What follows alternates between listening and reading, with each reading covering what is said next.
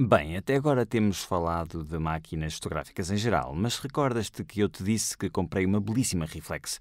Poderia explicar-me um pouco as várias partes, como funcionam? Sim, repara, todas as máquinas são constituídas essencialmente pelos mesmos componentes básicos que são a objetiva, que tem a função de capturar a luz, a câmara escura, na qual passa a luz, e o suporte onde se formará a imagem.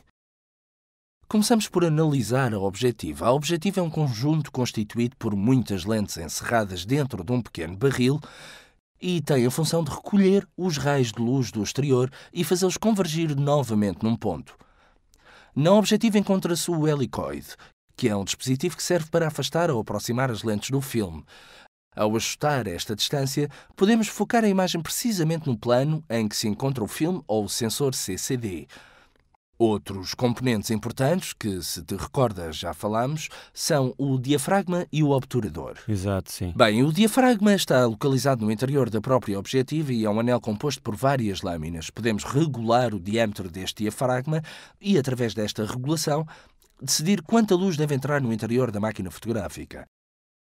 Geralmente são informados os valores no anel da objetiva, ou podemos defini-los no corpo da máquina fotográfica. Os valores seguem uma escala padrão e são, geralmente, 1, 1,4, 2, 2,8, 4, 5,6 e daí por diante. Estou a ver, porque é que não há nenhum valor intermédio?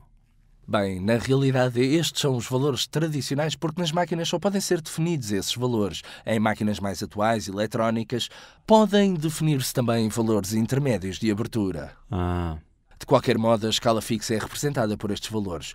A valores baixos corresponde a uma grande abertura do diafragma e assim faremos entrar mais luz no interior da máquina, enquanto que a valores altos, do ponto de vista numérico, corresponde pelo contrário a uma abertura do diafragma mais reduzida. Então sei que com um diafragma 22 passará muito menos luz do que num diafragma definido em abertura F4, por exemplo. Ok. Um outro dispositivo, o obturador, serve pelo contrário para determinar quando fazer entrar a luz no interior da máquina fotográfica e por quanto tempo a deixar atuar. Mesmo para o obturador, existe uma escala de valores que podemos definir na máquina fotográfica, que é expressa em frações de segundo. Podemos definir tempos que vão de tempos curtíssimos, na ordem de 4 milésimos de segundo, subindo gradualmente até atingir 30 segundos de tempo. Ou pode-se ir ainda mais longe com exposições em tempos prolongados não determinados pelo obturador, mas pela pressão do botão de disparo.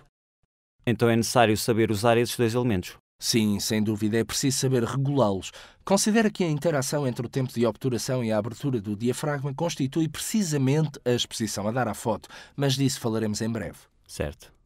Uma outra coisa a ter presente quando se examina uma máquina é o sistema de visão que utiliza. Existem diversos tipos, vai-se do sistema reflex ao telemétrico ou a um simples visor de máquina por visão galileica. Bem, podemos começar pelo reflex, que é a máquina que tenho? Sim, o sistema reflex é, além do mais, o mais difundido. Tem esse nome precisamente porque dentro do corpo da máquina encontra-se um espelho colocado a 45 graus.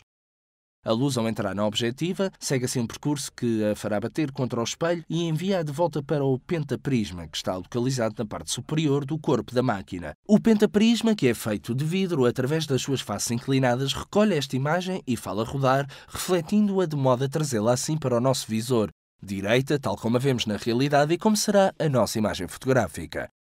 Isto implica, no entanto, que no momento do disparo, algo deverá mudar neste percurso. Caso contrário, a luz não pode alcançar o filme. E é aqui que, quando pressionamos o botão de disparo, o espelho se levanta. Por um momento, o nosso visor irá escurecer e a luz vai bater diretamente no suporte a ser registado.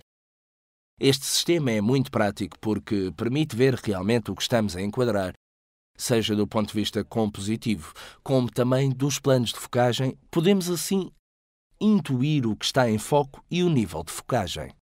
E os outros sistemas?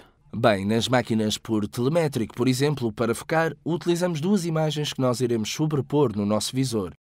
Estas imagens provêm de duas janelas situadas nos lados da objetiva, porém, este método implica que não vejamos o que realmente a máquina está a observar através da objetiva, mas tivemos uma visão que é diferente da realmente obtida pela nossa objetiva.